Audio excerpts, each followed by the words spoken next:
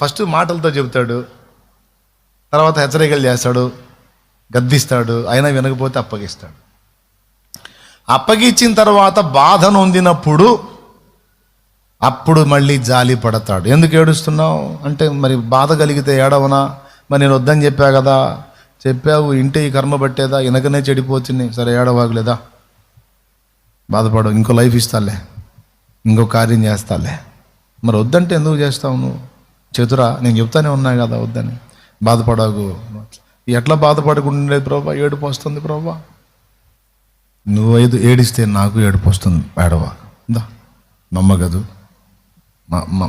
మా బుజ్జోడు కదుద్దామా అని దగ్గరకు తీసుకొని ఓదార్చి, ధైర్యపరిచి, గుండె దిటవపరిచి, నిమిషమాత్రము నిన్ను విసర్జించి తిని, మహోద్రేకము గలవాడనై నిమిషమాత్రము నిన్ను విసర్జించి తిని, గొప్ప వాత్సల్యముతో నిన్ను సమకూరుస్తాను.